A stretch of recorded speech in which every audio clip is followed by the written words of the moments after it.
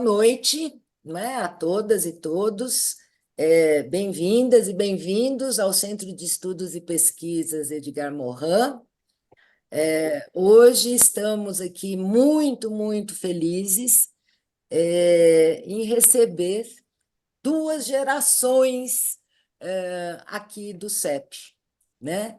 O Elvis, que é da geração dos nossos alunos, né? Nossos parceiros aqui de pesquisa no CEP Edgar Morin, e o nosso queridíssimo e amado mestre, parceiro, amigo, Antônio Joaquim Severino, né? Que, como a Ana já falou aqui, o professor Severino é referência de gerações de educadores, né? E é uma honra imensa recebê-los aqui. Eu vou apresentar os nossos convidados, né, o Elvis e o professor Severino, que vão nos apresentar aqui esse bonito livro, né, da editora Cartago. É isso, Severino? Se fala Cartago ou Cartago? É Cartago. Cartago, um livro belíssimo, né? Organizado pelo professor Severino e pelo Elvis, com o título Formação Humana em Debate, que é o título que vai pontuar aqui as reflexões dos dois professores. Então, eu vou apresentá-los. Eu vou começar pelo Elvis. O Elvis Rezende Messias é docente e pesquisador do Departamento de Ciências Humanas e Sociais Aplicadas da Universidade do Estado de Minas Gerais, onde exerce atualmente a função de vice-diretor da unidade acadêmica de Campanha.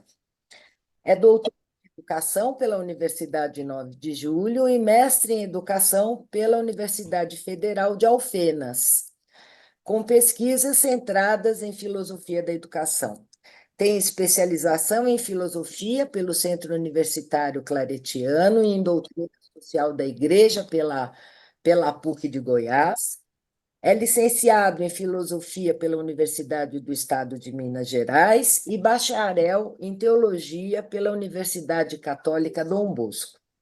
Desenvolve pesquisas em teologia e em ciências da religião, especialmente sobre doutrina social da Igreja e questões sociopolíticas contemporâneas e catolicismo. É pesquisador do Grupo F, que é o Grupo de Pesquisa e Estudo em Filosofia da Educação, é sediado na Uninove e cadastrado no Diretório de Grupos do CNPq. É autor de artigos diversos publicados em revistas acadêmicas, capítulos de livros e seguintes livros: Educação e Ceticismo na Filosofia de Montaigne, Conversa de Andarilho, Ensaios de Filosofia do Cotidiano, O Evangelho Social, Manual Básico de Doutrina Social da Igreja, em coautoria com Dom Pedro Cunha Cruz, Dignidade Humana e Educação, Contribuições Interdisciplinares e Formação Humana em Debate, Contribuições da Filosofia e da Educação, da Cartago, organizando este livro que eu apresentei ainda há pouco, com o professor Antônio Joaquim Severino. O Elvis tem experiência nas áreas de filosofia, fundamentos filosóficos, sociológicos e antropológicos da educação, história da filosofia e da educação latino-americana e brasileira, teologia e ciências da religião, atuando principalmente nos temas educação, ceticismo, Montaigne, colonialidade cultural, decolonialidade, doutrina social da Igreja e religião. E, atualmente, o Elvis tem se dedicado aos estudos da complexidade também, aqui conosco, não só, mas também aqui conosco, no CEP Edgar Morin, né, Elvis? E vou apresentar o professor Antônio Joaquim Severino. O professor Severino é titular aposentado de Filosofia da Educação na Faculdade de Educação da USP, ora atuando como docente colaborador. Licenciou-se em Filosofia na Universidade Católica de Louvain, Bélgica. Na PUC de São Paulo, defendeu seu doutorado com a tese sobre o personalismo de Emmanuel Mounier. Prestou concurso de livre docência em Filosofia da Educação na USP e também concurso de professor titular na mesma universidade, na Faculdade de Educação. Atualmente, integra o corpo docente do Programa de Pós-Graduação em Educação da Uninove, Universidade 9 de Julho, em São Paulo, onde lidera o grupo de pesquisa e estudo em Filosofia da Educação, o Grupo F.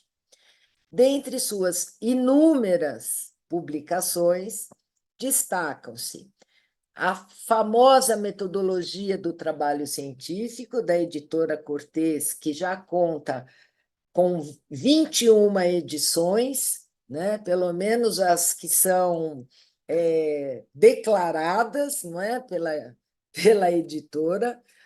Educação, Ideologia e Contra-Ideologia, Métodos de Estudo para o Segundo Grau, a Filosofia no Brasil, Filosofia, Filosofia da Educação, a Filosofia Contemporânea no Brasil, Conhecimento, Política e Educação, da editora Vozes, Educação, Sujeito e História, da Olho d'Água, Filosofia na Formação Profissional e vários artigos e capítulos de livros sobre temas de filosofia da educação.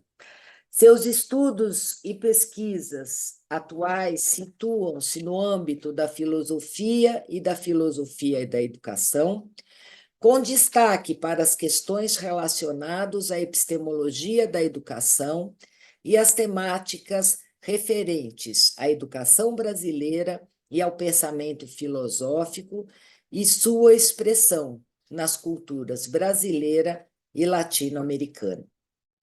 Severino nos dá a honra de ser membro do nosso comitê científico aqui no CEP Edgar Morin, foi nosso professor, é nosso amigo querido e é o mestre imortal de muitas e muitas gerações de professores.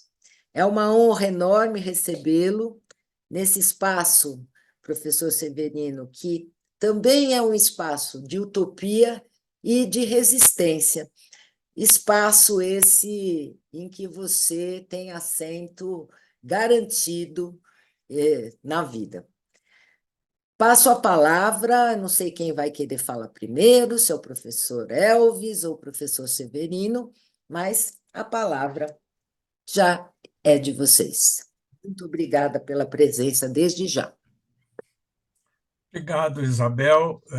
Eu vou falar primeiro porque a minha perspectiva é um pouco mais ampla. Nós estamos aqui, professor Elvis e eu, para uma breve troca de ideias a respeito da filosofia da educação, né? E convergentes aí com os mesmos objetivos e as mesmas utopias do Centro Edgar Morin. Nós agradecemos, já aqui falando também em nome do Elvis, nós agradecemos esta oportunidade, este convite, né, que está nos possibilitando assim a oportunidade de apresentar aí esta nossa obra, né, que também se envolve com esta temática da educação, do papel da filosofia nesse processo de formação humana, né?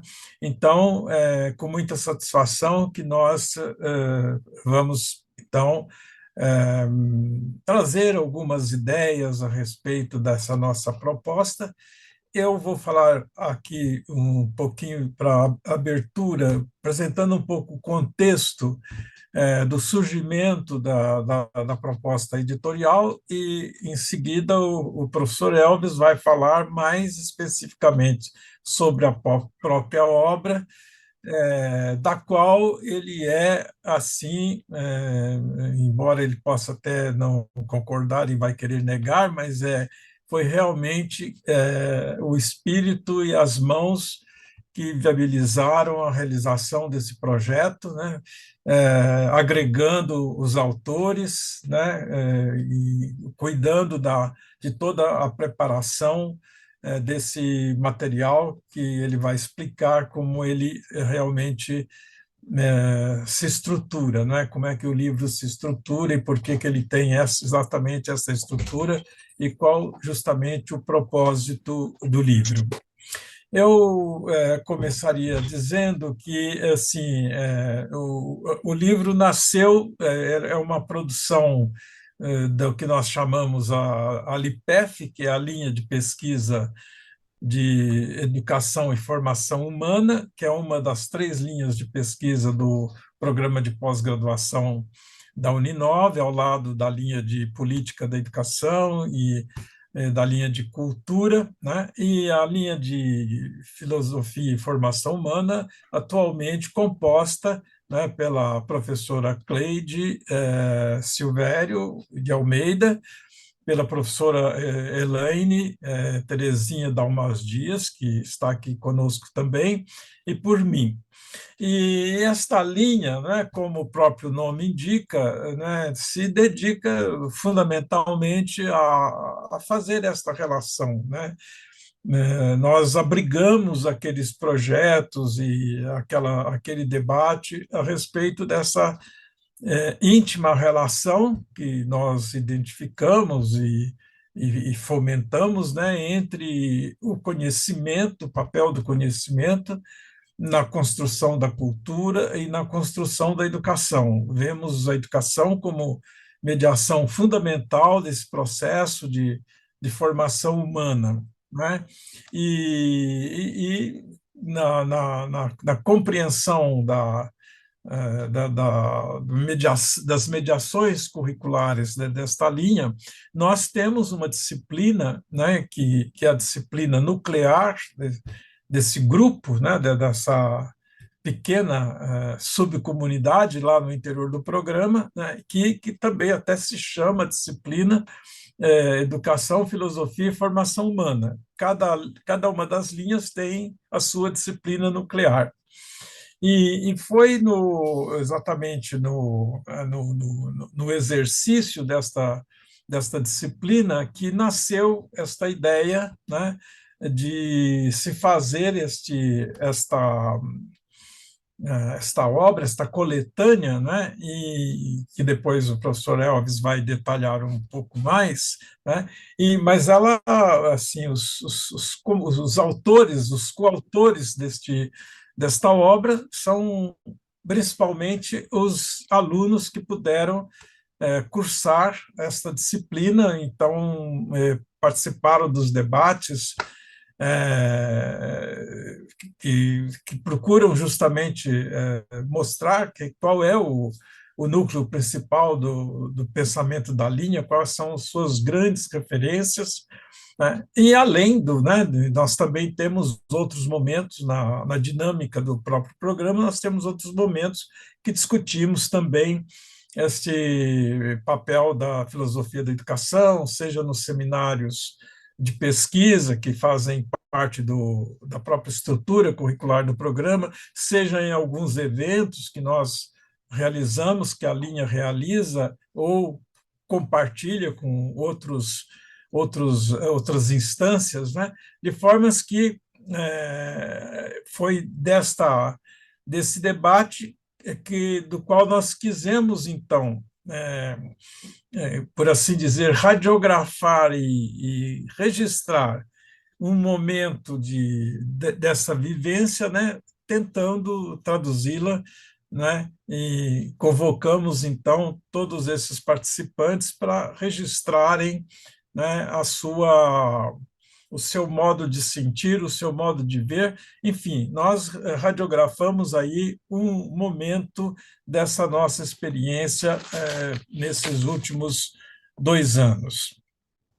Nós nos inspiramos, então, né, como eu já disse, gostaria de dizer apenas algumas ideias básicas, né, que a nossa concepção, né, é que a educação é um processo privilegiado, prioritário, da formação humana. Né? Nós a entendemos como um projeto antropológico, e o que a gente está querendo dizer com isso, né, é que a nossa expectativa, o que se pode esperar da educação, o que se quer com a educação, é justamente essa plena realizada, contribuir para a maior realização da própria humanidade do homem. Né?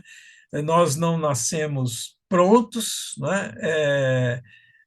Vamos nos realizando historicamente através da nossa prática, e estas práticas realizadoras do ser humano, elas precisam ser, como eu gosto de dizer, insisto em dizer, elas precisam ser intencionalizadas, isto é, elas não são nem mecânicas produzidas por forças externas, nem metafísicas produzidas por forças transcendentais, mas elas são resultados da nossa prática, desde que esta prática seja, então, intencionalizada, isto é, que essas práticas tentem é, cumprir realizar alguns sentidos. Somos nós que esse sentido não está inscrito lá para ser descoberto, mas somos nós que precisamos construí-los. E, então, a educação é um processo, a prática educativa, ela tem justamente essa finalidade de, trabalhando com as ferramentas da nossa subjetividade, né, ela procura explicitar esses sentidos e tentar compartilhá-los, né, com os educandos, para que esses educandos possam, então, se guiar também nas suas respectivas práticas, né, para a condução da sua existência. Como a gente tem insistido muito, essa nossa prática, né, ela se faz também na mediação do mundo concreto. Primeiramente, ela nos põe em relação com a própria natureza. Então, nós chamamos isso hoje de essa prática de relação com a natureza como a prática do trabalho, né? Através do trabalho, nós desenvolvemos as nossas habilidades técnicas nesse intercâmbio com a natureza, para que a natureza a natureza material possa nos fornecer todos aqueles bens naturais de que nós precisamos para manter, né, para prover a nossa existência material, a nossa existência histórica. Né? Essa comunhão com a natureza, né, e que é uma situação de muita ambivalência, porque, ao mesmo tempo que o trabalho nos humaniza, ele pode nos desumanizar em determinadas condições. Igualmente, nós precisamos desenvolver a nossa prática existencial com os nossos semelhantes, então, aí no universo das relações sociais, e que, igualmente, ao mesmo tempo que esta necessária convivência social é imprescindível para a nossa humanização, né, muitas vezes essas relações sociais também nos desumanizam, né, como nós estamos, infelizmente, cansados de atravessar e de testemunhar.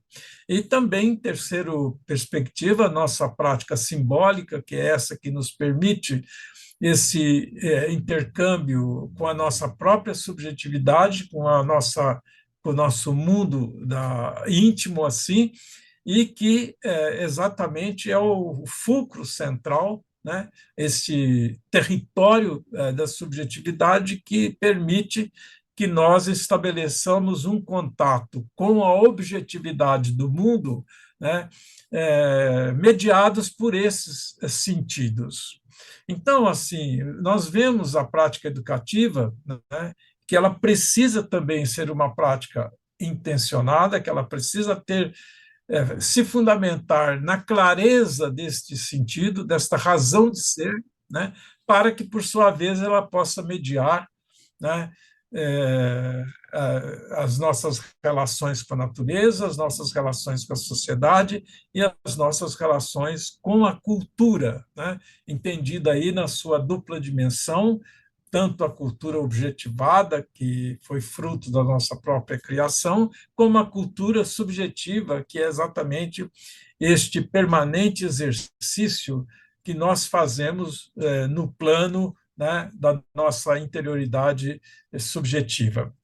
Então, a gente vê isso, vê, portanto, a prática educativa como este grande investimento, né, na formação humana. E formação humana que é exatamente isso, né? Quer dizer, este investimento, né, através dessas nossas mediações, né, a educação escolar, o ensino, tudo isso, é claro que não se resume, quando falamos de formação humana, não é só a educação institucionalizada, escolarizada, mas, enfim, aqui a gente tem uma ideia de educação como formação ampla mesmo, né? E esta formação se dando através deste vir a ser, em que se procura cada vez mais que o educando vai deixando a sua condição de mero indivíduo natural para se tornar uma pessoa cultural, né? Consequentemente, né, a educação se torna quase que um oxigênio da vida das pessoas, né, no sentido de que nós precisamos imprescindivelmente de vivenciar este processo. Então,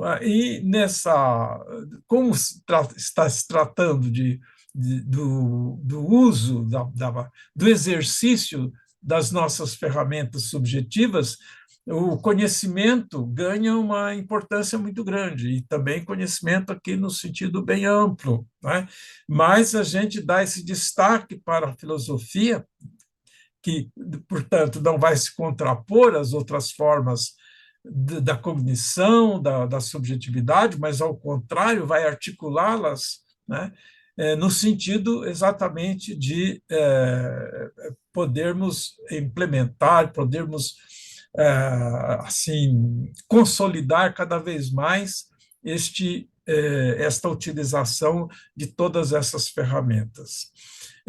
Então, a filosofia, é por isso que ela exerce um papel assim interdisciplinar dos próprios conhecimentos, de todas as formas de conhecimento, não só no sentido mais restrito que nós falamos, no caso das disciplinas, em que o conhecimento foi estruturado, mas todo o exercício das diversas dimensões da subjetividade, ele como que se centraliza nesse raio principal, né, que se expande por todos os lados e articula todos os vetores da nossa subjetividade na sua relação com a objetividade.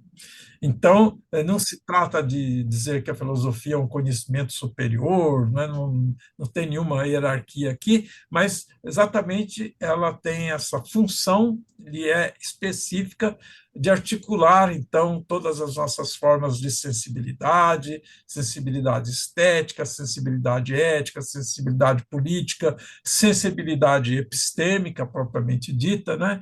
Que tudo isso nós consideramos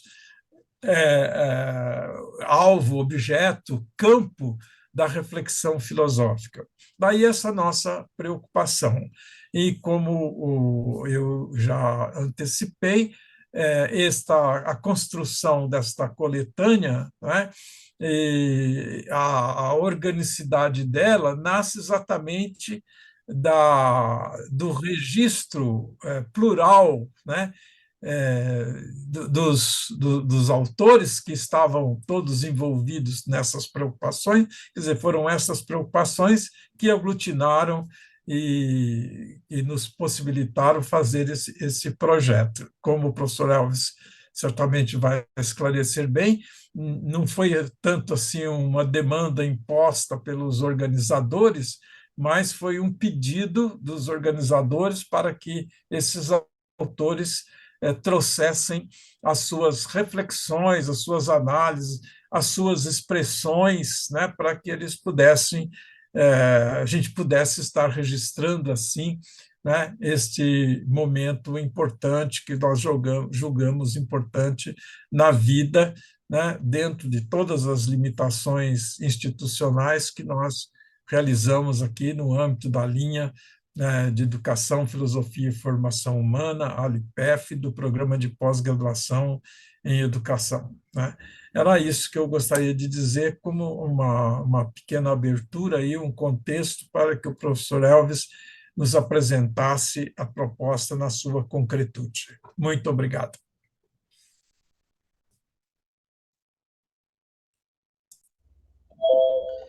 Obrigado, mestre. Muito bom ouvir o senhor, com a clareza de sempre, né? A profundidade de sempre, já tocando de maneira muito especial o objeto do nosso livro, né? Que agora eu pretendo falar um pouquinho mais aqui, não só do objeto do nosso livro, mas também da sua estrutura como um todo. Então, né, esse é o tema aqui do nosso encontro de hoje, Formação Humana em Debate, Contribuições da Filosofia e da Educação. Para falar um pouquinho do livro, eu quero começar chamando a atenção, então, em relação ao título, sobretudo o subtítulo agora. Nosso objeto central é a formação humana, como o professor Severino já muito bem acenou e nos introduziu aqui na temática. Né? Mas o livro ele se chama, né, Formação Humana, e ele tem esse subtítulo, Contribuições da Filosofia e da Educação. Esse E entre parênteses aí, né? Aqui nós brincamos um pouquinho com as palavras. O E está entre parênteses porque, na verdade, essa obra que nós organizamos e publicamos oferece contribuições tanto da filosofia, quanto da educação, quanto da filosofia da educação. Então, o E foi uma forma aí que a gente encontrou aí de fazer esse trabalho, né?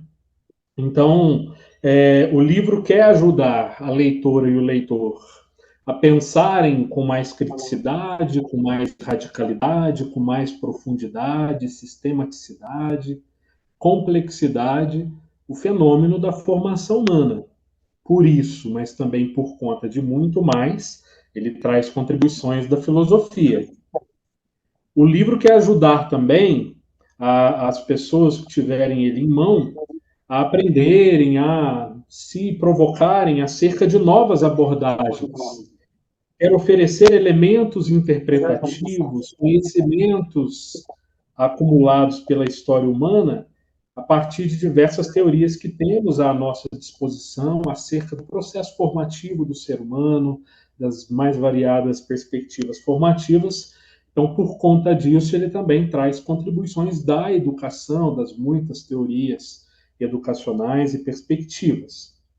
E o livro quer ainda ajudar o leitor e a leitora a questionarem os próprios fundamentos de sua formação. Né? E a gente vai esmiuçar isso um pouquinho mais aqui no nosso encontro. Do que está por trás das evidências, o que está por trás dos projetos pedagógicos que nos são oferecidos, a questionar as educações que vivemos, que são muitas. Não dá para a gente tratar muita educação no singular. Né? Então, por conta dessa problematização do próprio fenômeno da educação, sob a ajuda do arcabouço filosófico, o livro também traz contribuições da filosofia da educação, ou mesmo das filosofias da educação. Né? Com relação ao nosso objeto, como o professor Severino aí acenou, nosso objeto é o que nós chamamos de formação humana. E aqui está um pressuposto fundamental das nossas reflexões. quando nós pensamos processos formativos que marcam a vida do ser humano, como as escolas, instituições de educação superior, mas também a família, nossos grupos de convívio, os agrupamentos sociais que a gente vai frequentando e pouco a pouco vão fazendo parte da história da vida da gente, nós não estamos pensando só em um aspecto da formação, como, por exemplo, a formação técnica para exercer uma profissão. Questionamos a ideologia, inclusive, que tem reduzido a educação a uma mera preparação para o mercado. Nós não naturalizamos o modelo sociopolítico econômico neoliberal vigente que está nessa obra. Ao contrário, nós questionamos isso. Estamos pensando em um ser humano que passa a vida toda por um processo formativo amplo, constituindo seu próprio ser, sua própria identidade ontológica no seio de um conjunto de elementos e de situações históricas que vão lhe oferecendo peças-chave para sua autoformação.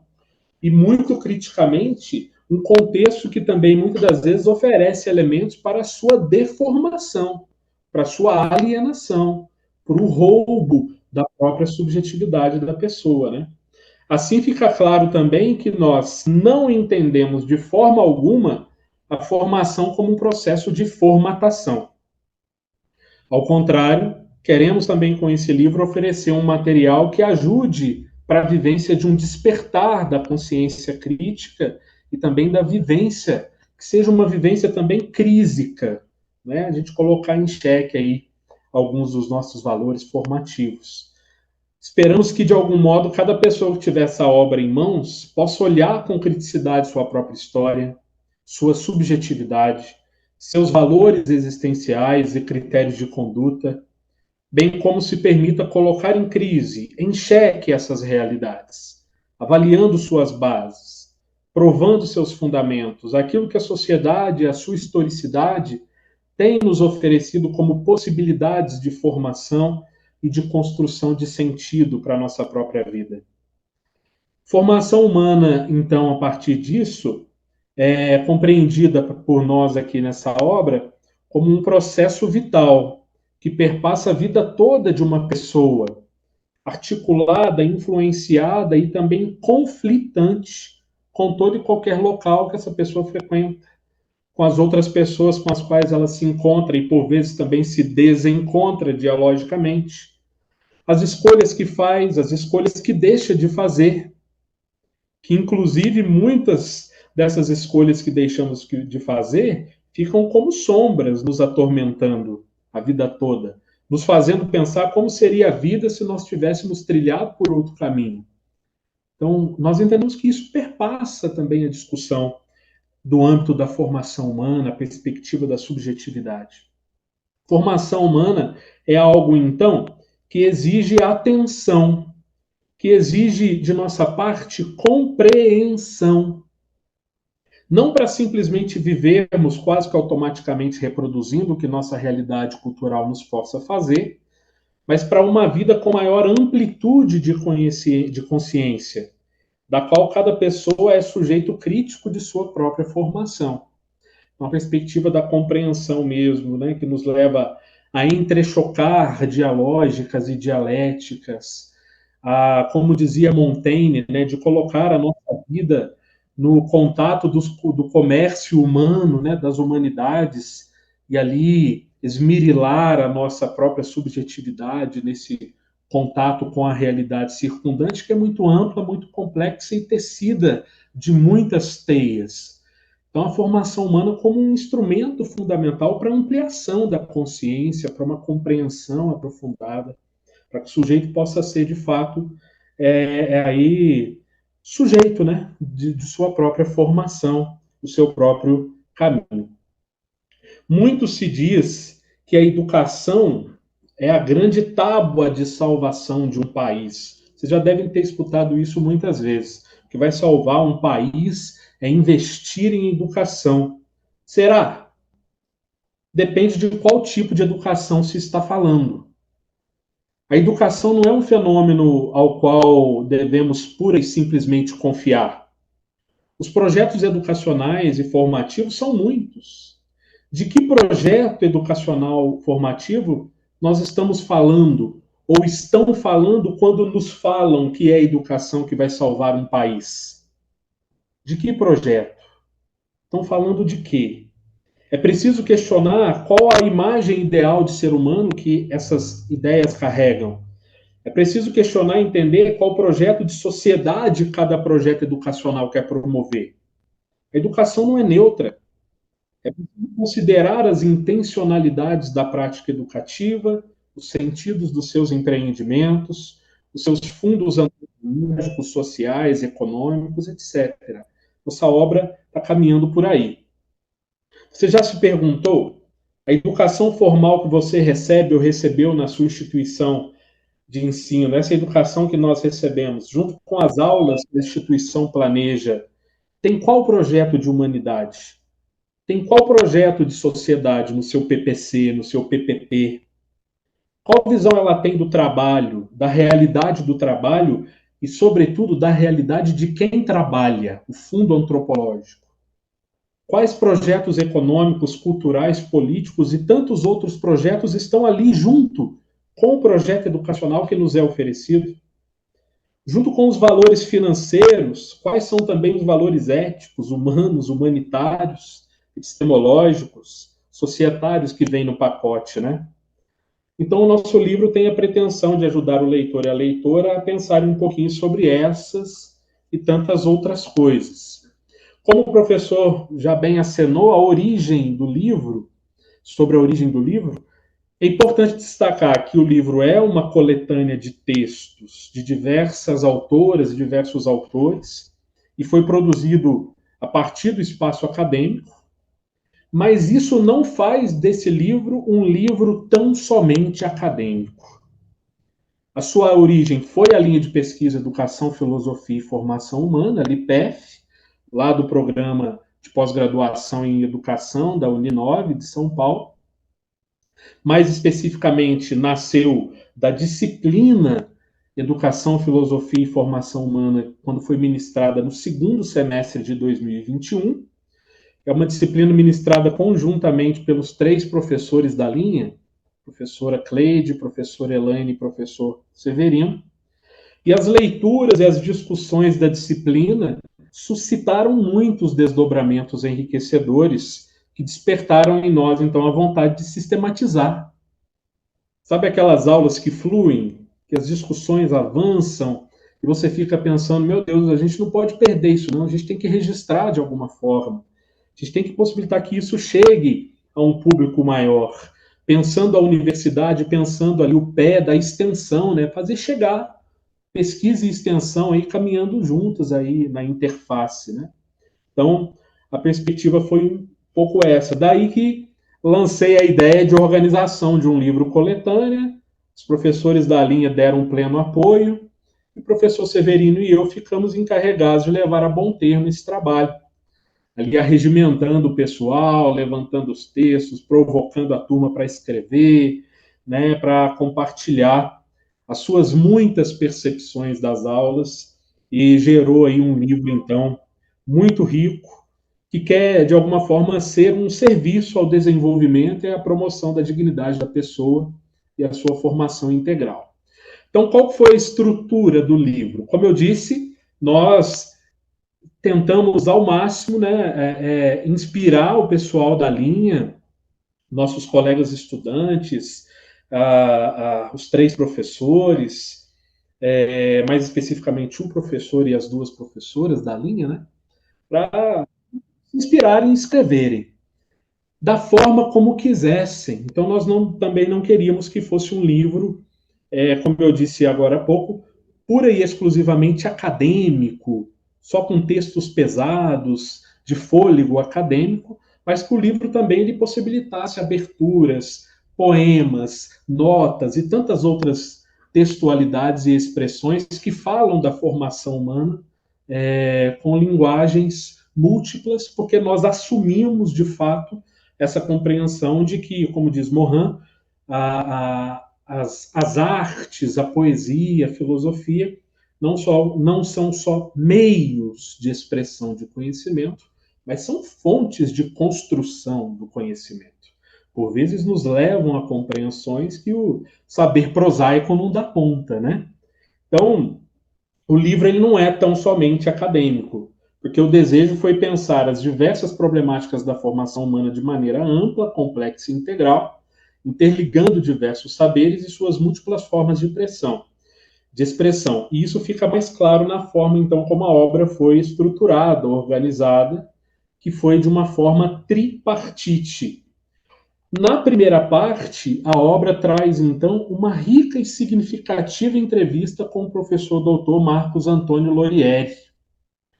Foi uma forma da gente homenagear o professor Lorieri por conta de sua despedida do PPGE da Uninove, e na qual, então, essa entrevista expõe a sua trajetória de educador e pesquisador.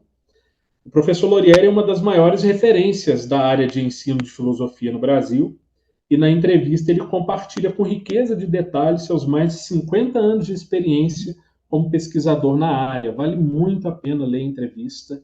Ela é grande, ela é muito consistente. É um presente do livro aí para a leitora e para o leitor. Na segunda parte do livro, aí sim nós oferecemos um painel abrangente de artigos, de capítulos com análise e reflexões de docentes e discentes do PPGE, que são análises um pouco mais de fôlego, né? E pesquisas, muitas vezes ligadas ao campo, à área de pesquisa, que muitos desses professores e pesquisadores, aí, mestrandos e doutorandos, têm desenvolvido. Então, é uma parte da obra que aparecem aí alguns diagnósticos, algumas propostas de transformação, e são ao todo 12 capítulos somente nessa segunda parte. O professor Severino assina Desafios da Pesquisa em Educação, Dilemas e Possibilidades do Campo da Educação. Professora Cleide, o capítulo Pós-Moderno, Mundo de Imagens e Sem Memória. Professora Elaine Dias, Subjetividade, Docência e Adolescência, Impactos no Ato Educativo. O professor Lorieri, que foi também entrevistado, tem um capítulo sobre educação e subjetividade na cultura globalizada, ideias a partir da teoria da complexidade de Morin. O Adriano Fidalgo trabalha o capítulo Cyberbullying, Superexposição, Vigilância e a Lei Geral de Proteção de Dados, Direitos Humanos, Ética Digital e os Desafios Contemporâneos. Eu trabalho um capítulo chamado Tudo está interligado, algumas dialógicas entre a ecologia integral do Papa Francisco e o pensamento complexo de Morin.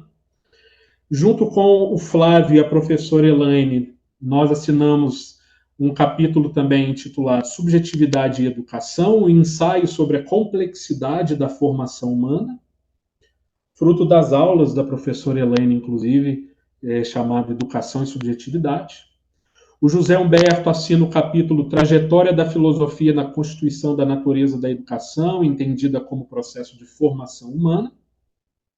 As colegas Laura e Patrícia assinam o capítulo A Filosofia como base da educação em direitos humanos e seus reflexos para diminuir as desigualdades sexuais e raciais. O Marcel Barbosa assina o capítulo Formação Humana, Subjetividade Não Abstraída.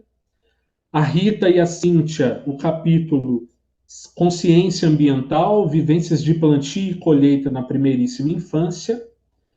Tiago Silva e Tiago Maier assinam em coautoria o capítulo Sujeito Multidimensional de Edgar Morin e a Formação Cultural de Severino, interfaces possíveis para uma formação humanizadora. O professor Severino aí como referência, né, de estudo.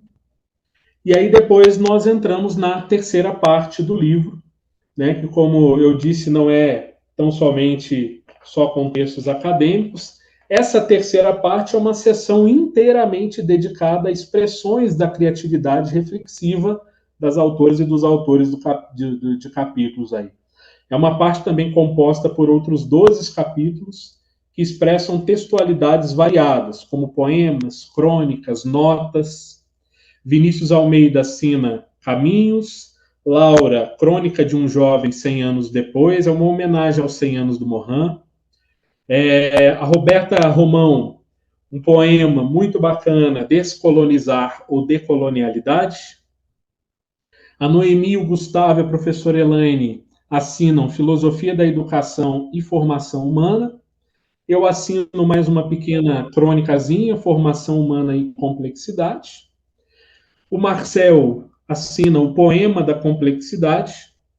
O Adriano, a Poética. A Roberta Romão, o Sendo Planetário. A Patrícia Silva, um breve relato das inspirações da disciplina Educação, Filosofia e Formação Humana, um relato de experiência da própria disciplina. Bacana isso. A possibilidade dos leitores chegarem, entrarem um pouquinho na nossa sala de aula. O Tiago Maier assina Um Passeio pela Lipef, de carona com Dali, na rabeira da complexidade, um texto bem criativo. O Adriano Fidalgo assina mais um, são os versados inversos, e o Vinícius Almeida encerra a coletânea com o capítulo Educação, Problemas Sociais e Violência no Brasil. Depois disso, o texto ainda traz ali uma parte sobre as autoras e os autores, que apresenta um pouquinho ali de cada um. Bom, fechando aqui, o que se pode esperar de um programa de pós-graduação? O que se quer da universidade?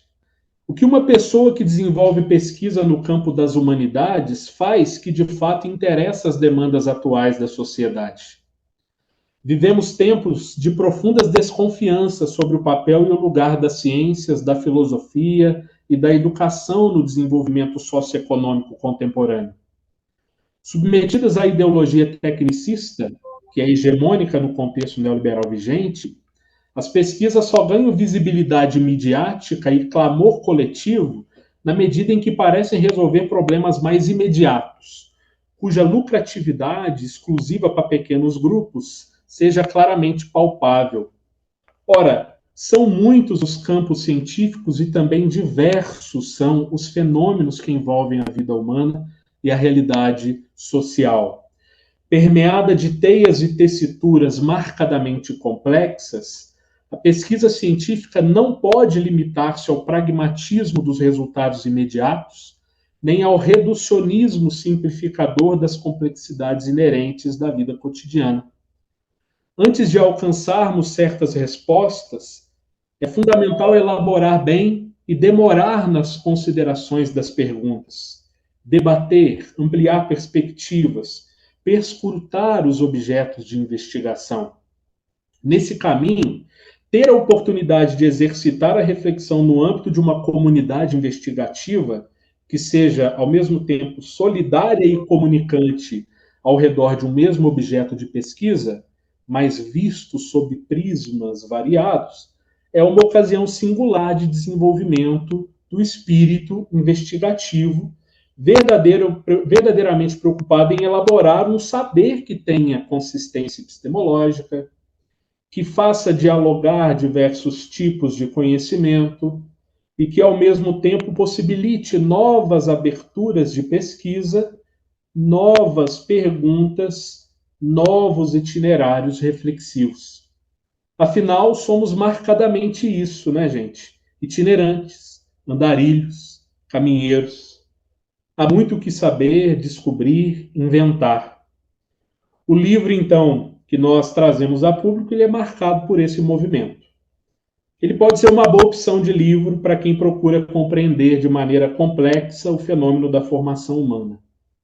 Nós, os organizadores, e também as autoras e os autores dos variados capítulos, acreditamos que é sim uma boa obra, viu? Mas essa resposta só a leitora e o leitor poderão dizer se de fato nós levamos a bom termo aquilo que nós nos propomos. Nós esperamos que sim.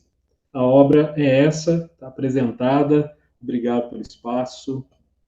É isso. Muito obrigada, Elvis. Obrigada, Elvis. Eu acho que você conseguiu deixar todo mundo com muita vontade de ler esse livro, e eu, particularmente, já tive a oportunidade e recomendo fortemente, né? Além do livro ser bonito, né, fisicamente, ele traz um conteúdo bonito e realmente nos faz refletir muito sobre a formação humana. Eu não sei se Elvis e professor Severino, tem ainda um tempinho para que a gente possa abrir a palavra para umas 2 ou 3 perguntas ou comentários. Tudo bem, professor Severino? Sem dúvida, estou à disposição. Elvis? Ok. A Sim, palavra está sim. aberta. Enquanto as pessoas pensam, eu já vou fazer a minha aqui e depois os dois podem responder aí, juntando talvez com algum outro comentário ou alguma outra curiosidade. O professor Severino, eu sempre falo, né, com ele, que ele me falava sempre que a complexidade era o nosso modo de fazer filosofia, né? Então, eu queria perguntar para os dois de que modo vocês acreditam que a complexidade pode se constituir numa teoria ou num modo de se fazer, de se pensar, de se refletir sobre a formação humana. Mais alguém quer fazer alguma pergunta? Igor, que aí eles já podem responder, comentar junto. Igor, a palavra é sua. Primeiro, muito feliz de receber o professor Antônio Severino, o Elvis, também, que eu admiro muito, tenho um carinho gigante. Até fiz a pergunta antes para ele, porque fiquei um pouco preocupado se seria uma pergunta pertinente, né? Talvez um pouco provocadora, mas é como eu me sinto, muito provocado. Sou um aluno também que estou entrando agora no mestrado, então acho que é muito pertinente o texto, os desafios da pesquisa na pós-graduação, onde o Severino traz 3 dilemas para quem está entrando na pós-graduação. E o segundo dilema, que ele chama de um canto da sereia do pós-modernismo, eu fui totalmente tomado por esse canto e acho que eu não me enganei. Então, a pergunta é dentro desse entendimento. Eu até escrevi para não me perder, assim. Então, vou ler para vocês a pergunta, tá? Primeiro, eu vou trazer 3 trechos do texto que é uma crítica ao pensamento pós-moderno, incluindo aí o próprio Edgar Morin. Então ele diz assim: a crítica pós-moderna acaba levando, ao meu ver, uma postura de total estetização de toda experiência humana. Outro trecho. Trata-se de um conjunto de novas orientações epistemológicas que acabam expressando uma atitude de rejeição de todo saber sistemático de fundo racional. Não deve se deixar levar pelo canto da sereia do pós-modernismo epistemológico, dispensando-se a disciplina do método e da objetividade, hipertrofiando-se a dimensão da subjetividade. E aí eu coloquei agora o meu ponto de vista ao ler isso, né? Fiquei muito provocado, porque a gente estudou recentemente aqui no grupo de estudos, a gente passou alguns meses estudando os livros do método do Edgar Morin. E aí me veio esse pensamento, eu escrevi também para não me perder, tá? Ao meu ver, como iniciante dos estudos de Edgar Morin, não me parece que ele negue completamente a importância de critérios racionais na pesquisa, nem mesmo a importância do seu rigor. Apesar de defender uma abordagem mais aberta, complexa e integradora, não advoga também um subjetivismo hipertrofiado ou absoluto, nem rejeita totalmente a objetividade. Sua abordagem também busca integrar diferentes dimensões do conhecimento, incluindo aspectos subjetivos, mas não necessariamente coloca a estética como único critério de valor. Morin desafia, sim, as bases factuais e racionais do conhecimento, minando a autoridade científica, mas não advoga um relativismo ético absoluto. Pelo contrário, ao fazer isso, nos convida para uma reconstrução moral, ética e valorativa. Morin reconhece a necessidade de princípios éticos que orientem a ação humana e a convivência social. Ele não descarta um comprometimento moral e ético, apenas rejeita a possibilidade de princípios e valores universais. Então, ele nos estimula a perguntar, diante de qualquer valor ou visão, quais são os ganhos e as perdas para a nossa forma de vida, decorrentes dessa visão ou dessa estética? Em que sentido uma estética ou racionalidade contribui para o nosso bem-estar, para uma vida mais poética, fraterna e amorosa?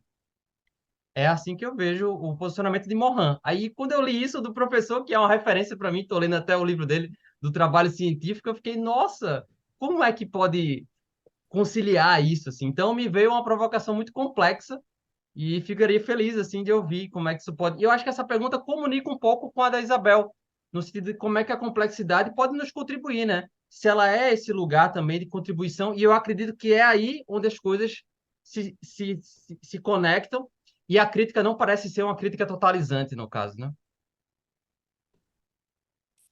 Ok, obrigada, Igor. Acho que já tem bastante conversa aqui antes de passar para a próxima, né?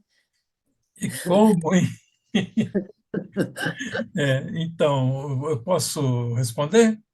Claro, Então, por favor. também concordo, Igor, que as duas questões são absolutamente convergentes, né?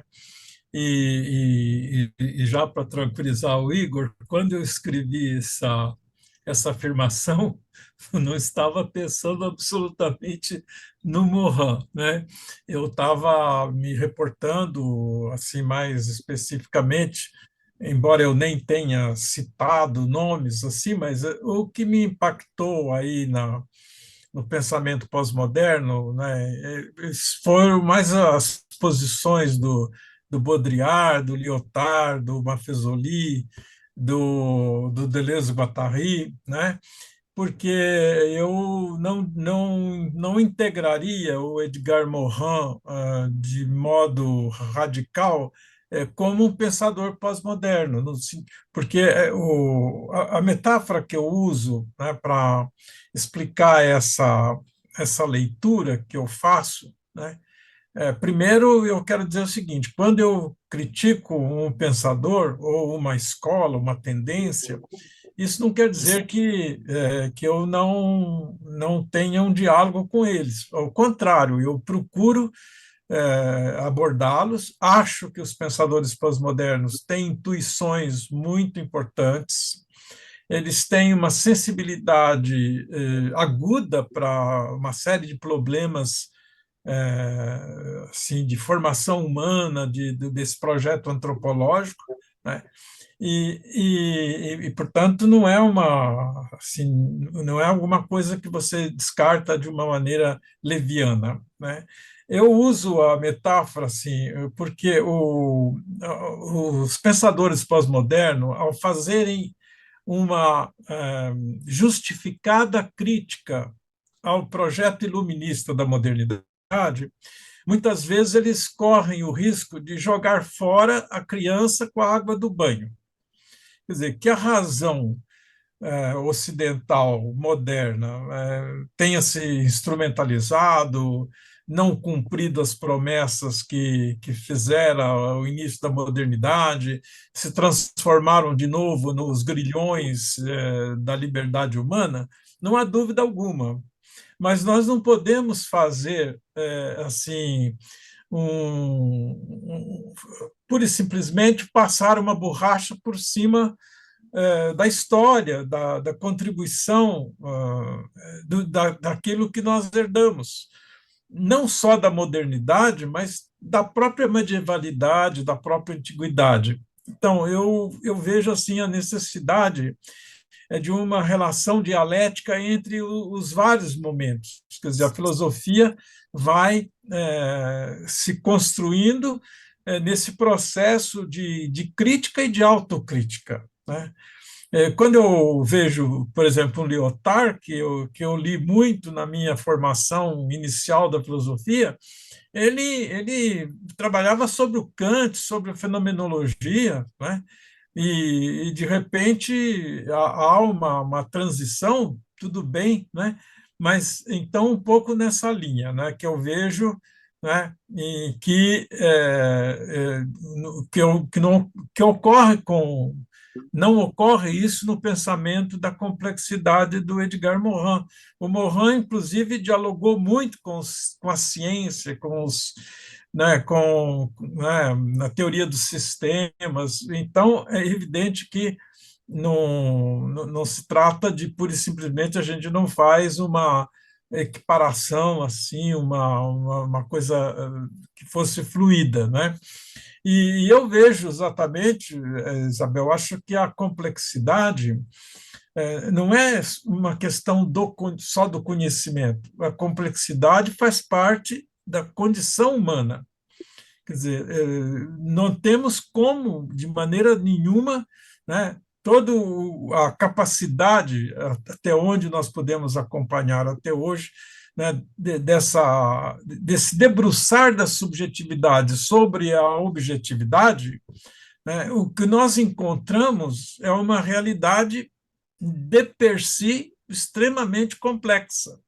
E eu acho que o Morin trabalhou muito bem essa categoria para mostrar esse entrelaçamento, né, do sim e do não, né, e como eles se interpenetram, se compenetram, e que isso é difícil, porque a nossa razão aristotélica, a nossa razão lógica, não quer misturar as coisas, se baseia demais no princípio da identidade e contesta o princípio da contradição. Eu acho que o Edgar Morin, como acontece, né, de vez em quando, aparece aí na historicidade do pensamento esses pensadores que fazem um grande momento de síntese. Eu gosto dou também muito como exemplo, né, que a filosofia, o conhecimento humano, foi uma construção que se dá ao longo do tempo e uma obra coletiva, né? Então, agora, cada um vai pondo um tijolinho, né, para construir uma parede. De repente, chega alguém que tem um momento de amarrar as estruturas e faz uma grande síntese. Né? Nós vamos encontrar pensadores assim, que, que a gente tende a chamar de pensadores que criam um sistema, são pensadores sistêmicos. O Morin é um deles, quer dizer, que faz uma espécie de balanço de tudo que a tradição pôde trazer, mas é preciso rearticular todas essas contribuições, e aí dá uma nova perspectiva de visão. Eu acho que é uma conquista, né, que dá uma superação do positivismo, do naturalismo, de mostrar que o homem, né, quando ele diz, por exemplo, né, que nós somos sapiens e demens, né, já modifica muito a visão que a tradição tinha do ser humano, tanto a tradição metafísica quanto a tradição cientificista, né? Que um via a predominância de um anjo, né, lá, de uma alma metafísica, outro que só via o homem como um organismo biológico. Né? Então, é um momento que a antropologia vem dizer que nós somos simultaneamente, igualmente, com a mesma preponderância, as duas coisas. Nós precisamos dizer isso com duas palavras diferentes, mas a realidade é única, é una. Né? Então, acho que a filosofia, né, assim, eu vejo, né? Não quero que não necessariamente dizer que é uma teoria universal que todo mundo tem que admitir. Não, mas na minha percepção, eu acho que nós precisamos, a categoria da complexidade, ela ganhou, assim, ela passa a ocupar um lugar permanente na reflexão filosófica, pelo menos até a próxima, eventualmente, um outro momento. Nós vamos encontrando, assim, ao longo da história da filosofia, esses momentos que, por assim dizer, acendem um facho luminoso que ilumina aquele momento. Né? Eu acho a metáfora da luz sempre meio perigosa, mas é um pouco isso, quer dizer, ou seja, aquela categoria deixa de ser a categoria do autor daquele filósofo e passa a ser uma categoria do conhecimento. Nós vamos encontrar isso no Marx, vamos encontrar isso no Hegel, né? Então, é isso, quer dizer, então não vou defendê-la porque é do Pedro ou do Paulo, mas porque é o máximo potencial de explicação, né, que nós encontramos. Consequentemente, esse pensador ganha um espaço aí, porque nós precisamos dessas figurações socioculturais, então ele vira uma referência. Quando nós falamos uma referência, por quê? Porque aquela categoria que ele produziu ganha essa importância. E a gente vê, né, eu reconheço no próprio pensamento pós-moderno, né, essa grande inflexão, né, que se faz, essa crítica, às vezes, muito radical à razão iluminista, né, que evidentemente está dizendo, olha, não dá para querer explicar tudo pela razão cartesiana, né? Não dá para explicar tudo como quis o positivismo, né? Então, nós vamos avançando, né? E eu acho que a complexidade é uma categoria necessária para qualquer conhecimento que nós queiramos desenvolver atualmente, né? Não sei o que o Elvis gostaria de acrescentar. Obrigada. Muito obrigada. Enquanto o professor estava aí falando, eu vou comentar sobretudo a primeira questão que a professora Isabel traz, que a segunda foi mais aí do professor, foi a bomba mais para o professor Severino mesmo, né, professor? Mas enquanto o professor está falando aí, eu fiquei pensando aqui, até rascunhei, eu gosto muito de escrever e tal, mas eu fico pensando aí, né, de que modo, né, a complexidade pode ajudar aí nesse processo de formação humana, né, o nosso modo de fazer filosofia e tal. Eu fico pensando em várias formas, de vários modos, eu acho que ela pode contribuir, né? Primeiro porque ela nos chama a uma dialógica, né, que vai para além da dialética, né? Eu acho que esse parâmetro aí, essa uma das partes fundamentais ali da complexidade, auxilia demais, né? Para a gente desafobar um pouco dessa obrigatoriedade de encontrar soluções para tudo, né? De resolver tudo, no sentido de chegar em denominadores comuns, mas que por vezes a inconstância permanece, a falta de resposta permanece. Isso me lembra um pouco da epoqué dos céticos. O Morin foi um leitor, né, muito assíduo, imagino que ainda de Montaigne, porque as obras mais antigas dele parece que falavam mais de Montaigne do que as atuais, por isso que eu falo que eu acho que ele foi mais do que ele tem sido, né, de Montaigne.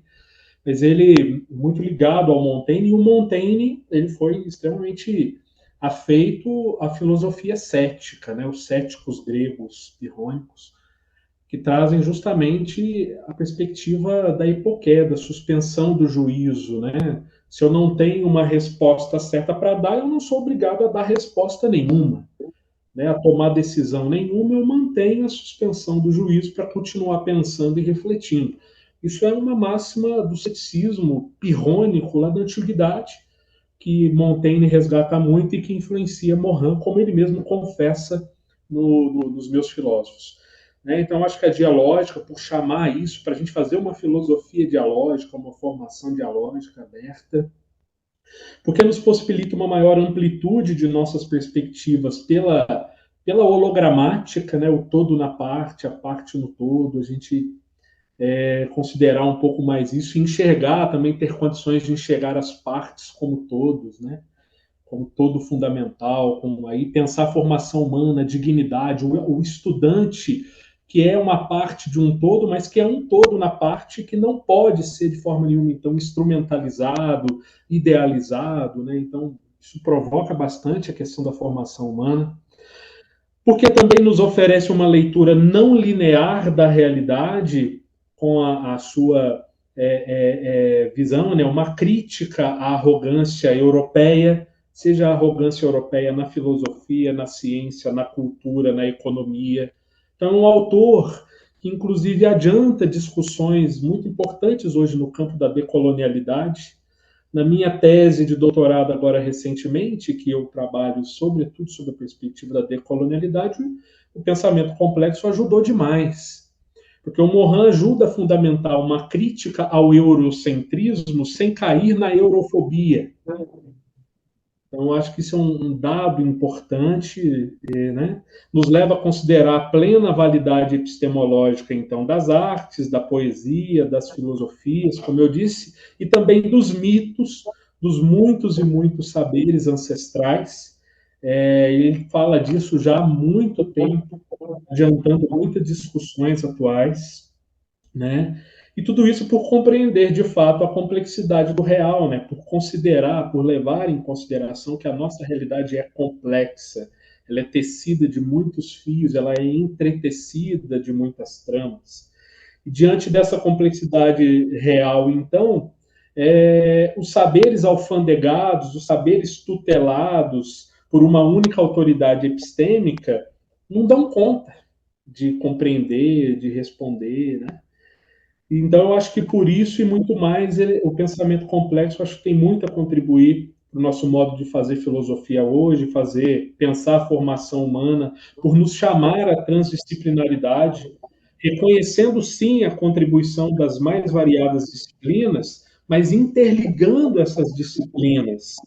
Você fazer antropologia chamando a física para conversar com você, a ecologia, a biologia, né? E não pensando o ser humano lá na biologia, separado do ser humano da sociologia. Então, isso é importante, né? Então, aceita a biologia, mas sem cair no biologicismo. Aceita a sociologia, mas sem cair no sociologismo. Resgatando a subjetividade no trabalho de conhecer, tendo em vista não só o conhecer, mas, sobretudo, o saber viver, o bem viver, né? O amor, articulando, então, prosa e poesia, sapiens e demens. Acho que quanto mais a gente considerar isso nas nossas discussões sobre formação humana e no modo como devemos fazer filosofia da educação hoje, pensamento complexo, acho que tem muito a contribuir. Muito obrigada, Elvis, e muito obrigada, Severino. Antes de passar de novo a palavra, se alguém quiser fazer ainda alguma pergunta, eu vou pedir licença ao professor Severino para dar um depoimento aqui muito breve, que eu fiz o doutorado lá na USP, né, na Faculdade de Educação, e já era professora há muito tempo, enfim, mas abriu lá aquele PEA que chamava, Severino, era uma espécie de monitoria que a gente fazia, os doutorandos, para explicar, dar aula, enfim, resolver dúvidas, reflexões aos alunos da Viu, graduação. Isabel? Era PAI, e não PEI. Pai, Programa de pai, Assistência ao Ensino. PAI. exatamente, pai. PAI.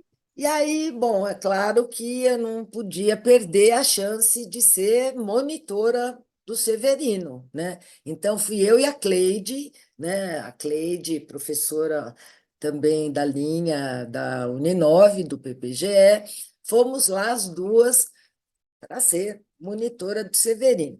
E aí, como ele falou do Maffesoli, Baudrillard e o Lyotard, ele tinha dado muitos autores, muitos filósofos pós-modernos para os alunos. E teve um lá que ele deu que chamava assim, eu nunca vou esquecer desse livro em toda a minha vida, porque chamava Lyotard explicado às crianças. A gente falou, deve ser muito fácil, né? Porque era explicado às crianças. Gente, vocês não têm noção. Não têm noção que era aquilo. Eu me senti assim, que eu tinha que voltar para o mestrado, porque nem pós-graduando em fim de carreira entendia aquele tal daquele Lyotard explicado às crianças. E o É Severino. pós-moderno explicado às crianças. Era da do autoria Lyotard. do Lyotard, Do e o livro Lyotard. chamava Pós-Moderno Explicado às Crianças. Explicado, esse aí mesmo, ninguém entendia o que era pós-moderno. Até hoje, quem vai ler o Lyotard não entende o que é o pós-moderno, muito mais explicado às crianças, Francisca. Foi um sofrimento. Mas, enfim, era só para contar do Lyotard explicado às crianças. A Isabel, palavra está aberta. Isabel, Francisca, você sabe que eu abri porque não aguentei, né? Vou quebrar minha promessa de não meter minha colher. imagina, É a Francisca, pode primeira vez meter. na vida que eu vou fazer uma questão para o Severino. Oba, vamos lá, estamos em casa. Então, Severino, quando você fala que o Morin faz uma grande síntese, né, explicativa, eu vou fazer dois questionamentos. O primeiro é o seguinte: podemos dizer, quando ele faz essa grande síntese, que ele seria um leitor de Marx? Eu acho que é aí que entrou a bomba do Elvis, e agora a provocação vai para o Elvis. Se ele jogou a bomba, por que você não desenvolveu, Elvis? Você sacou, né? Ele percebeu. E por que fugiu da raia e devolveu para o Severino? Não, eu acho o Morin é um leitor de Marx, não há dúvida alguma, né? Toda essa geração de pensadores franceses aí que estão na contemporaneidade, né? Inclusive o Lyotard, o Baudrillard, todos os pós-modernos, eles eram conhecedores profundos do pensamento marxista, inclusive muitos deles até chegaram até a entrar na militância do Partido Comunista Francês e depois foram se afastando. Mas, então, eu acho que a teoria da complexidade, quando o Morin fala dessa integração da totalidade, o hologramático, né, tem muita convergência com o paradigma dialético, histórico-dialético, né? Acho que tem, sim, uma conversa nesta linha que eu vejo de uma construção a partir de pontos de partida que estão sendo recebidos da própria tradição, né? Eu vejo, né, sobretudo assim, o Marx, o Freud e o Nietzsche, eles são assim referências ao mesmo tempo que eles foram o auge da modernidade, né, o máximo da construção teórica, interpretativa do real, eles também mostraram contraditoriamente as insuficiências do racionalismo iluminista, naturalista. E vejo, sobretudo na escola de Frankfurt, essa transição, né? E toda essa contemporaneidade entrou nesse debate da filosofia ocidental, né? E o Morin faz parte desses leitores, né? Esses leitores críticos da modernidade, mas que sabe aproveitar, né? As teorias básicas do Marx, do Freud e do Nietzsche. Não sei Então, eu se posso respondi a fazer sua a segunda pergunta, mas parte da minha questão? Não, entendeu, sim, claro.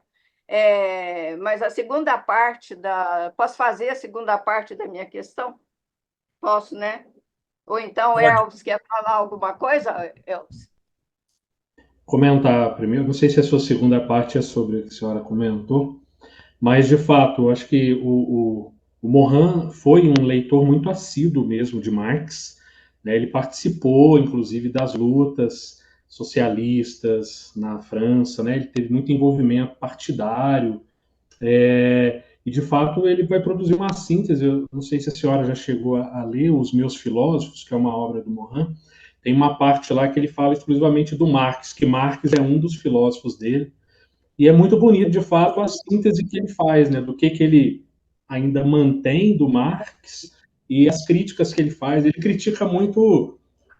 Quando eu vejo a crítica do Morin ao Marx, me parece muito mais uma crítica aos marxistas em perspectiva stalinista, encaminhamento messiânico que o marxismo foi ganhando no decorrer do século XX, sabe, Francisco? Do que propriamente ao pensamento mais raiz do Marx mesmo, né? Porque quando vai no pensamento mais raiz do Marx, ele bebe muito para fazer, inclusive, a antropologia que o Morin faz, a antropologia complexa que ele faz. Agora, em relação à segunda questão, porque o Igor perguntou especificamente sobre o capítulo do professor Severino e um posicionamento teórico do professor Severino. Então, nesse caso, como ele estava questionando o próprio autor do capítulo, com toda a sua história acadêmica e o seu embasamento teórico, essa pergunta era toda dele, eu não tenho absolutamente nada o que dizer. O professor Severino dialogando com o Igor Sarkis ali, que é um grande admirador, inclusive, da obra dele. Então, nesse sentido, eu perguntaria aos dois, né? O Morin teria descartado a base econômica descrita por Marx e recuperado para a filosofia a síntese, a grande síntese do Marx? O Morin teria descartado as questões econômicas, porque todo pensamento do Marx parte da base econômica. Portanto, acaba sendo uma teoria da economia política em detrimento da filosofia. Você teria? Eu não conheço profundamente e no detalhe o pensamento do Morin, não posso falar, mas assim, sou um leitor, mas fez alguma aproximação. Eu entendo que, um dado momento lá do método, ele aborda bem, quer dizer, não ignora a importância da infraestrutura econômica e das articulações políticas. Quer dizer, só que ele transpõe isso para uma esfera mais, assim, teoricamente mais abstrata, né, diríamos assim, né, e não tem aquela tecnicidade para tratar das relações concretas da produção, do modo de produção, né? Então, tenta englobar numa visão mais holística assim da realidade, né? Que aí ele se afasta assim acho que a visão de totalidade dele não é a visão de totalidade do marxismo, né? Mas também não posso ter muita garantia da certeza aqui das minhas afirmações. A Eu Isabel não quero, poderia dar eu não alguma. quero monopolizar, então não vou levar para frente o debate. Mas é uma questão, uma das dificuldades que eu tenho com o Morin, a Isabel sabe disso, né? Eu gosto muito do Morin, tenho o maior respeito pelo Morin, mas eu não vou enfrentar os filósofos defendendo que há no pensamento do Morin uma questão que poderia ser desenvolvida junto com a filosofia, que são as questões econômicas que me diz mais respeito.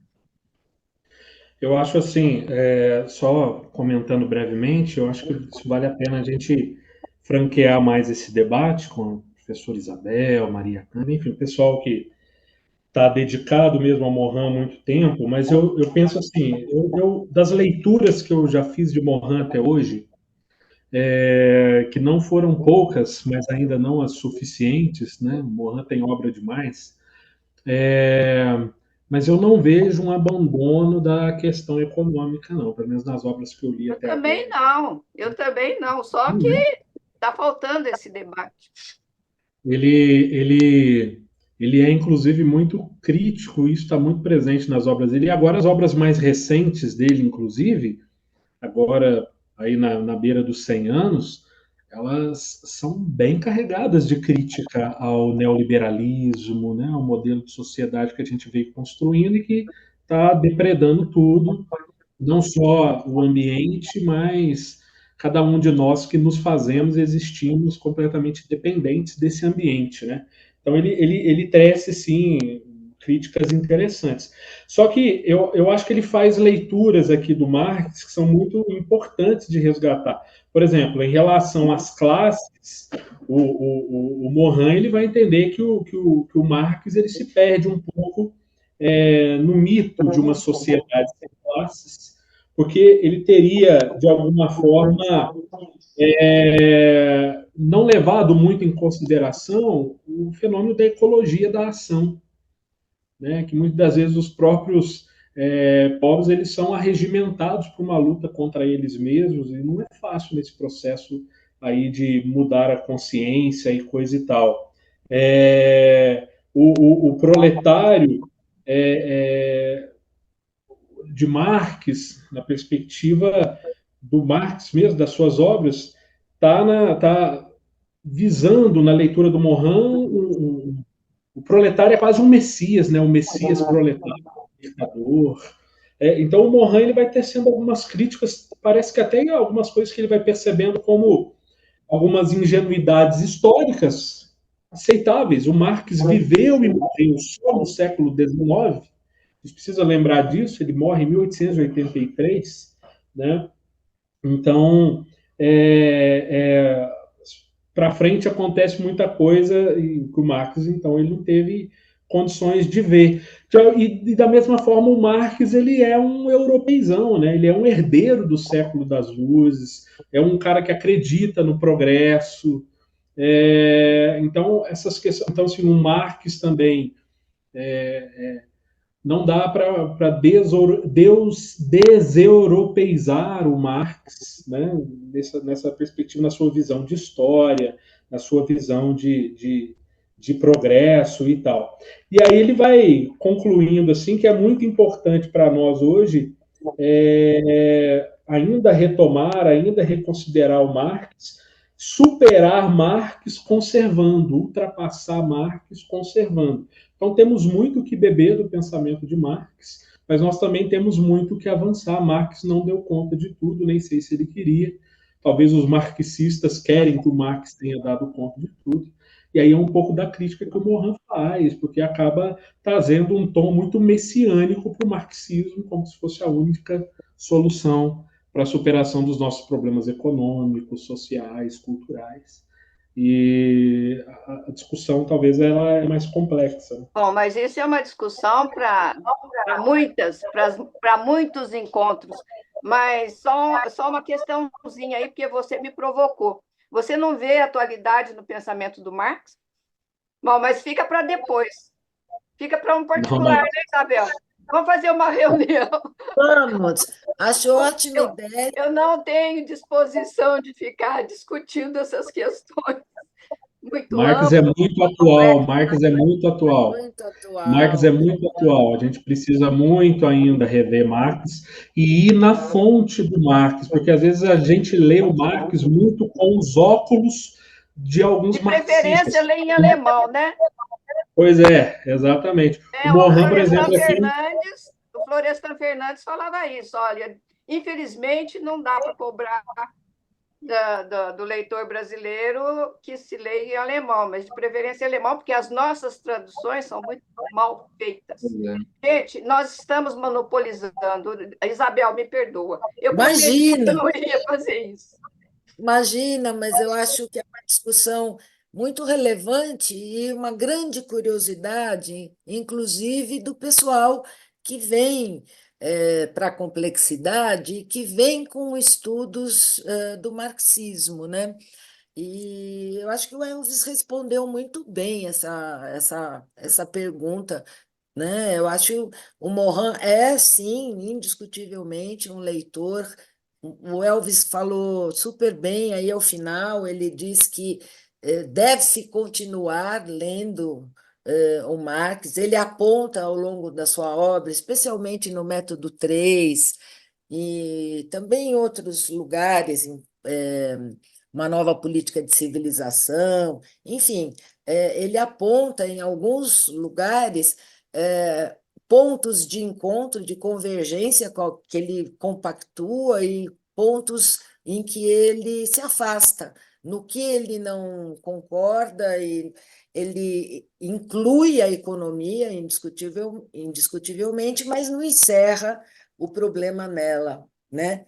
Então, ele traz aí outros argumentos. Mas eu acho que isso seria muito interessante. Acho que aí é um curso, uma mesa que a gente tem que fazer. A gente tem Fazer. falado muito sobre isso em alguns cursos, né?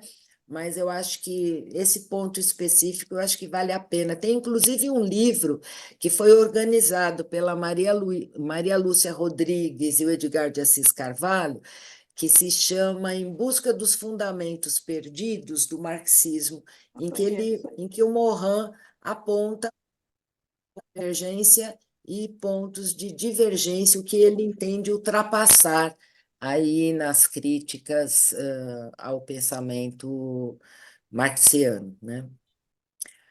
Mas é isso. Mais alguma pergunta para a gente encerrar?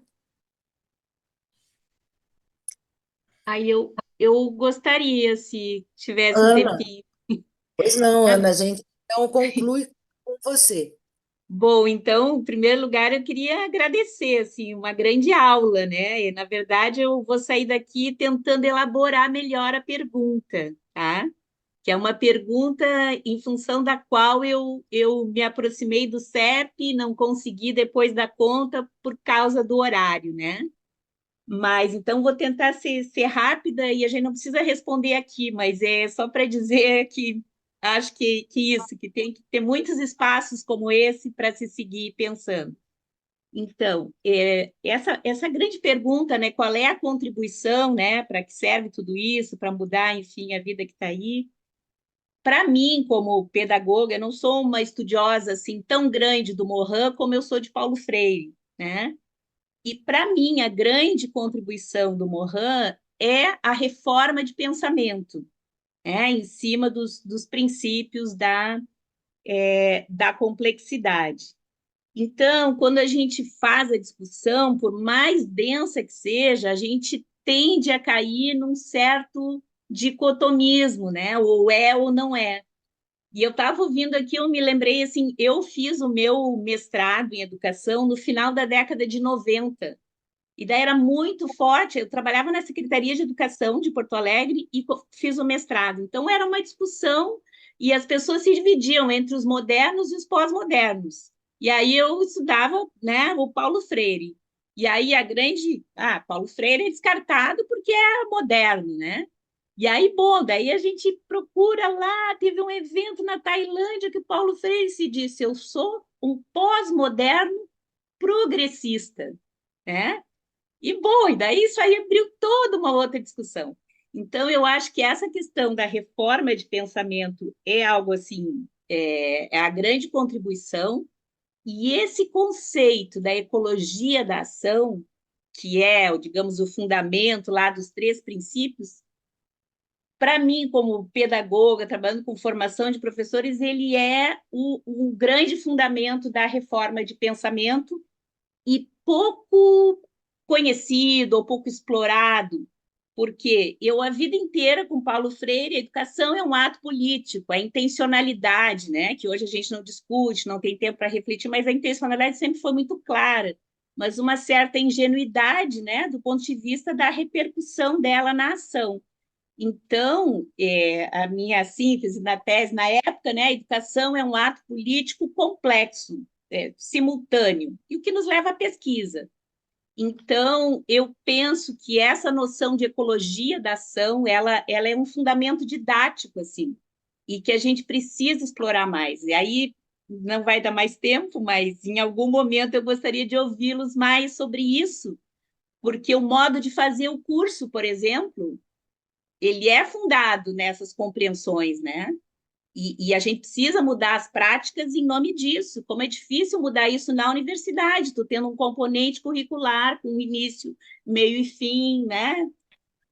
É por aí assim que eu estou tentando sistematizar a pergunta e agradecer por essa oportunidade, né? Porque, como diz Freire, a gente não sai com todas as respostas, mas a gente qualifica as perguntas. Então, eu queria, sobretudo, agradecer e professor Joaquim Severino, acho que é a primeira vez assim que eu tenho, né, o contato assim direto. Muito obrigada por essa presença. Ótimo, Ana. Muito interessante para a gente pensar mesmo nessa sua pergunta. Ecologia da ação, versus ou a favor da intencionalidade. Acho que é outro tema aí para a gente aprofundar. Professor Severino ou Elvis gostariam de fazer algum comentário sobre essa pergunta, essa reflexão da Ana? Aproveitando só para também me despedir, né, do encontro, mas eu acho que justamente, né, este esforço de reforma do conhecimento é justamente o que caracteriza toda essa geração de pensadores contemporâneos, que começa lá com o pessoal da Escola de Frankfurt. Quer dizer, é uma tomada de posição com relação ao legado do projeto iluminista da modernidade. Não é? Só que o Morin, além assim, ele é muito mais diplomata com relação a essa modernidade. Ele não joga fora a criança com a água suja do banho e diz: olha, eu vejo que o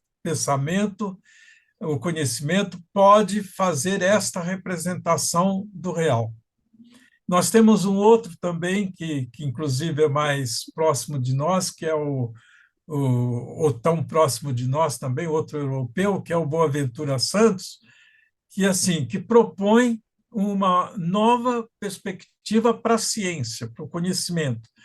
Em todos eles, nós encontramos esta crítica ao instrumentalismo da razão provocada pelo positivismo, pelo naturalismo, pelo idealismo, né? Enquanto que alguns pós-modernos assim não querem uma reforma da inteligência ou da razão, pura e simplesmente querem dizer que a razão fracassou na sua proposta de interpretar o real, né? Então, acho que nós ainda estamos nesse clima, né? Quer dizer, que há um balanço da modernidade e é uma avaliação de que os resultados, né, ainda mantêm a barbárie, por exemplo, né? Que, portanto, é preciso que o exercício da subjetividade não sustente esse estado de coisas. Acho que estamos vivendo isso no dia a dia, quer dizer, e a própria humanidade bastante ameaçada, né, por não saber encontrar aquele sentido que justificasse uma existência que não fosse civilizacional e não bárbara como ela continua sendo. Imagine que nós estamos em pleno século XXI, cheios de guerras, né, e ameaçados ainda que tudo isso se expanda, né? Enfim, só para uma breve referência aí, a partir da pergunta da Ana, e aproveito para agradecer a atenção e certamente eu estou apenas dando um depoimento da minha experiência de estar pensando a esta altura do campeonato, sem pretensões de dizer que isto seja assim uma representatividade da filosofia contemporânea, nada disso. É apenas estou compartilhando o meu sentimento, a minha percepção, a minha visão do mundo. Obrigado, Isabel. Eu não tenho palavras para agradecer. Eu já só discordo de você que você não faz parte dessa representatividade da filosofia contemporânea. Isso eu quero discordar de você, Severino. Acho que você é parte importantíssima dessa filosofia contemporânea, sobretudo aqui no Brasil, né? Elvis, você quer também falar as suas últimas considerações? Quero agradecer pelo espaço, é uma alegria, uma honra poder dividir essa partilha com o professor Severino, esse mestre, que é sim, que é mesmo um filósofo contemporâneo que a gente se espelha, um referencial teórico, né? A gente não somente pede ajuda dele para ler outros autores, a gente lê, vai ao Severino como um autor primordial para a gente, né? Então, uma honra. Tive o professor Severino como meu orientador no doutorado, um grande presente para a minha vida, que me acompanha desde a graduação, justamente como referencial teórico, que veio no período do doutorado, não só como referencial teórico, mas também como orientador. Então, uma honra compartilhar essa mesa com ele e vivenciar essa experiência, viu, Ana? Essa experiência de que, de fato, a educação, o ato educativo é realmente um ato político complexo. O que nós vivemos aqui hoje foi um ato político complexo, né? Cheio de intencionalidades, com um programa para desenvolver, algumas ideias para compartilhar, mas essas intencionalidades o tempo todo também convergindo em dialógicas com a ecologia da ação. Então, a partir do momento em que a gente abre a palavra e cada pessoa também pode partilhar o que vê, o que pensa, nossas intencionalidades elas se borbulham nesse universo sempre em busca de ordem, desordem, reorganizações, e nós somos parte dele, né? Então a perspectiva é essa mesmo. Então é complexo porque a gente foi desenvolvendo pensamentos e isso contribui um pouco para a reforma do nosso pensar, mas nos leva a pensar o quanto é importante também acontecer uma reforma maior das próprias instituições educacionais, e o Morin trabalha com essa relação o tempo todo também. Reforma do pensamento precisa de uma reforma da educação, que precisa de uma reforma do pensamento. Então não tem a primeira, não tem a mais importante, e o que se nos impõe, então, no meio de tudo isso é tentar agir nas brechas, né, dos sistemas e aprofundar nossas compreensões. E, como o próprio Morin encerra aqui na parte quando ele estava falando do Marx, guardar intactas as forças da esperança no seio da desesperança. Né? Acho que esse é um pouco do trabalho que cada uma e cada um de nós aqui tem para fazer. Guardar intactas as forças da esperança no seio da desesperança. A complexidade é um pouco disso, né? A gente enxerga Demens e Sapiens e avança, não para. Uma alegria, obrigado. Muitíssimo obrigada, Elvis. Quero acusar a presença aqui do professor Marco Lorieri, que entrou, escreveu aqui no chat que teve problemas familiares que o impediram de chegar mais cedo, mas quero agradecer pela presença, dizer que ele foi citado, não é, Elvis? E quero lembrar também que os nossos primeiros meses nós daremos uma atenção muito especial à filosofia aqui no CEP, né?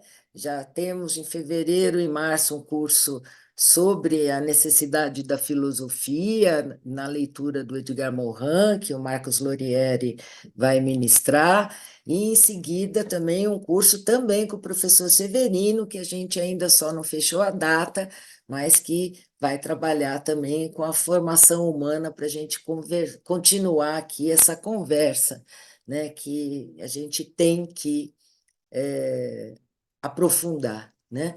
Mas eu quero agradecer demais pela presença de todos, especialmente o professor Severino e Elvis. Para mim, foi uma noite muito boa, adorável, aprendi muito, matei um pouquinho da saudade das aulas do Severino, das conversas, dos encontros, e muito bom também ouvir você, Elvis, né? Assim, a gente tem uma pontinha de orgulho, assim, de ter o Elvis também aqui como nosso parceiro, nosso aluno aqui no CEP. Agradeço a todos, muito obrigada, um grande abraço. Obrigada, Ana, que está de longe, César, enfim, a Francisca, que está sempre conosco, Maximina, Francisco, enfim, a todos e a todas, nosso carinhoso abraço, apertado, e muito obrigada, Severino. Um beijo, Elvis. Um beijo, obrigada.